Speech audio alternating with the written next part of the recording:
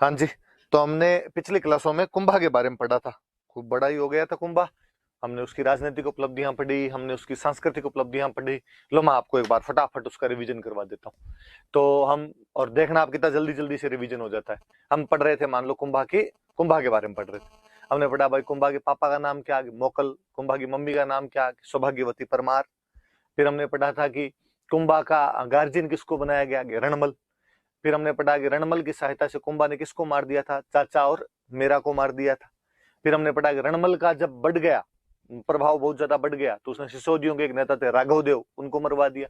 पर बाद में हंसाबाई चुंडा को वापस बुलाती है और रणमल को ही भारमली नाम की एक दासी की सहायता से मार दिया जाता है। रणमल का बेटा जोधा यहाँ से भाग जाता है, बीकानेर के पास में काहुनी नाम के गांव में जाके रुकता है। कई सालों की लड़ाई के बाद 1453 में जोधा और कुंभा के बीच में एक संधि होती है, आंवड़ बावड़ की संधि। कह दिया गया मंडोर जोधा का, सोजत दोनों के बीच की बाउंड्री है। जहां जहां तक आंवली वाली हरी जमीन है मेवाड़ की, जहां जहां तक बावली है वो मारवाड़ का। जोधा अपनी बेटी श्रृंगार कंवर की शादी कुंभा के बेटे रायमल के साथ कर देता है। उसके बाद हमने पढ़ा मालवा वालों के साथ उसकी क्या लड़ाई हुई कि एक्का और महपा पंवार दोनों भाग के मालवा के राजा महमूद खिलजी के पास चले गए थे। महमूद खिलजी को कुंभा ने जब कहा कि मेरे पिता के हत्यारे सौंप, तो उसने सौंपे नहीं। तो 1437 में उसने महमूद खिलजी पर अटैक कर दिया। युद्ध हुआ था मध्य प्रदेश में, उस युद्ध का नाम था सारंगपुर का युद्ध। कुंभा जीत गया। जीत के आदमी उसने क्या बना दिया, विजय स्तंभ। हमने और पढ़ा विजय स्तंभ की और क्या क्या नाम है, उसके नाम है कीर्ति स्तंभ, उसका नाम है भगवान विष्णु को डेडिकेट है इसलिए विष्णु फ्लैग।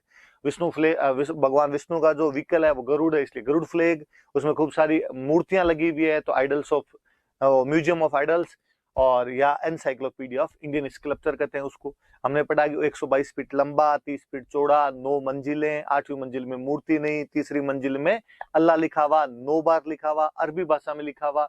5वीं मंजिल में वास्तुकारों के नाम, वास्तुकार कौन कौन, तो जेता, पुंजा, पामा और नापा। और उसका जब वो गिर गया था एक बार, या जब टूट गया था या उसमें जब दरारें आ गई थी, तब उसका पुनर्निर्माण किसने करवाया, तो स्वरूप सिंह ने उसका पुनर्निर्माण करवाया था। प्रशस्ति किसने लिखी, तो अत्रि और महेश नाम के दो बाप बेटे थे, उन्होंने प्रशस्ति लिखी थी। फिर हमने और पढ़ा कि उसमें जेम्स उसकी तुलना कुतुब मीनार से करता है। फर्ग्यूसन उसकी तुलना रोम के टार्जन टावर से करते हैं। राजस्थान की पहली बिल्डिंग है जिस पर पोस्टल स्टैंप इश्यू किया गया था, वो अभिनव भारत का, राजस्थान माध्यमिक शिक्षा बोर्ड का और राजस्थान पुलिस का एम्बलम है, या उनका प्रतीक चिन्ह कह सकते हैं आप उसको। फिर हमने उसके बाद पढ़ा था कि नागौर में दो भाइयों के बीच, काका भतीजा के बीच में लड़ाई चल रही थी, शम्स खान और मुजाहिद खान। कुंभा पहले शम्स खान की सहायता करता है, मुजाहिद खान को हराता है। फिर वो शम्स खान को भी हराता है। शम्स खान गुजरात के कुतुबुद्दीन शाह के पास गया, दोनों मिलके उनको हराया। फिर कुतुबुद्दीन शाह और मालवा वाले महमूद खिलजी के बीच 1456 में चांपानेर की संधि हुई, दोनों मिलके आए। 1457 में फिर उनको भीलवाड़ा के बदनौर के युद्ध में उन दोनों को हराया। सिरोही के सहसमल देवड़ा ने गुजरात वाले राजा की सहायता की, तो सहसमल देवड़ा को भी हराया। ये हमने उसकी पढ़ी थी राजनीतिक उपलब्धियां। अब हम सांस्कृतिक पे आ जाए। निर्माण कार्य खूब सारे, विजय स्तंभ की बातें मैंने खूब सारी बताई दी। श्यामल दास जी अपनी किताब वीर विनोद में कहते हैं कि उसने टोटल मेवाड़ में 84 किले हैं, जिनमें से 32 वो अकेला बनवा गया था। कौन से, तो राजसमंद में कुंभलगढ़। कुंभलगढ़ की बातें हमने पढ़ी। वास्तुकार कौन थे, तो मंडन थे। प्रशस्ति किसने लिखी, तो खाली महेश आया था प्रशस्ति लिखने के लिए। फिर ये मेवाड़ मारवाड़ की बाउंड्री पे था, तो एक तरह से security guard of Mewar and Marwar. इसकी जो सबसे ऊपर वाली मंजिल है उसको कटारगढ़ कहते हैं, और उसका नाम मेवाड़ की आंख रखा गया। उसमें कुंभा खुद रहता था, वहां पे बैठ के पूरे मेवाड़ पर नजर रख सकते हो, तो आई ऑफ मेवाड़ हो गया। ये मेवाड़ की इमरजेंसी कैपिटल हुआ करती थी। और इसकी जो प्रशस्ति जो महेश ने लिखी, उसके अंदर लिखा हुआ कि Kumbha incarnation of religion and piousness है, वो धर्म एवं पवित्रता का अवतार है, डोनर है। और किससे ज्यादा, राजा भोज और कर्ण से भी ज्यादा बड़ा डोनर है वो। फिर सिरोही के अंदर दो किले बनवाए, बसंतगढ़ और मचान। मचान वाला किला मेरों पर नियंत्रण के लिए बनवाया गया। उदयपुर में भोमट वाले क्षेत्र में किला बनाया भोमट, वो भीलों पर नियंत्रण के लिए बनवाया गया। और सिरोही के अंदर ये किले का पुनर्निर्माण करवाया 1452 के अंदर, वो किला था आपका अचलगढ़। फिर उसने चित्तौड़गढ़ में, कुंभलगढ़ में और अचलगढ़ में विष्णु भगवान का मंदिर बनवाया, जिसका नाम है कुंभ स्वामी मंदिर। फिर चित्तौड़गढ़ में उसके टाइम में एक मंदिर बना, श्रृंगार चौरी का मंदिर। शांतिनाथ भगवान का मंदिर है, इसलिए शांतिनाथ जैन मंदिर भी कहा जाता है उसको, और वो बनवाया था वेलका भंडारी ने। फिर जैनों में एक सेठ हुए, कोई नाम था दरणकसा, उन्होंने रणकपुर वाले जैन मंदिर बनवाए। रणकपुर वाले जैन मंदिरों में सबसे अच्छा मंदिर है चौमुखा। चौमुखा मंदिर का जो आर्किटेक्ट था उसका नाम था देपाक, और उसमें भी आदिनाथ जी की चतुर्मुखी मूर्ति लगी हुई है, इसलिए उसको चौमुखा कहते हैं।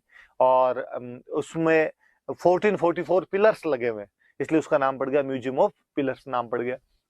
और कहते हैं कि आप कहीं से भी खड़े होकर देखो वो मूर्ति आपको सटीक दिखती है, कोई भी पिलर उसके अंदर बीच में नहीं आता है।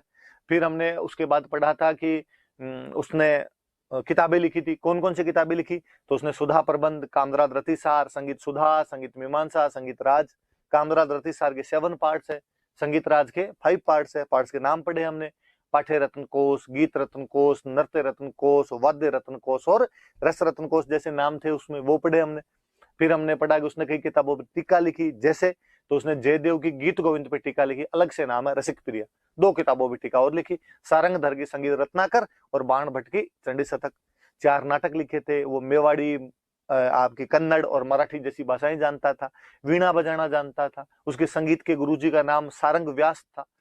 उसके दरबार में खूब सारे विद्वान थे, जैसे एक थे कान्हय व्यास, उन्होंने किताब लिखी एकलिंग महत्तम में। उसका फर्स्ट पार्ट भी कुंभा लिखता है और फर्स्ट पार्ट का नाम क्या था? राजवर्णन। फिर उसने उसके एक दरबार में थे मेहाजी, मेहाजी ने लिखी तीर्थमाला, 120 तीर्थों का वर्णन है। और कहते हैं रणकपुर की तो नींव में भी मैं गया हुआ था जब मंदिर की नींव लगी थी। कुंभलगढ़ वाले का भी अच्छा वर्णन किया उन्होंने। फिर था मंडन, वास्तुकार था, उसने किताबें लिखी वास्तुसार, देवमूर्ति प्रकरण, राजवल्लभ। रूप मंडन, सब्जेक्ट क्या? मूर्तिकला। कोदंड मंडन, सब्जेक्ट क्या? धनुष निर्माण। प्रासाद मंडन, महलों के बारे में। फिर उसका भाई था नाथा, किताब वास्तु मंजरी। उसका मंडन का बेटा था गोविंद, किताब लिखी कला निधि, मंदिरों के शिखर के बारे में किताब लिखी उसने। कला निधि के अलावा और किताब कौन सी लिखी? तो एक उसने किताब लिखी आपके उद्धार धोरिणी। उद्धार धोरिणी क्या बताती है? तो पुनर्निर्माण के बारे में।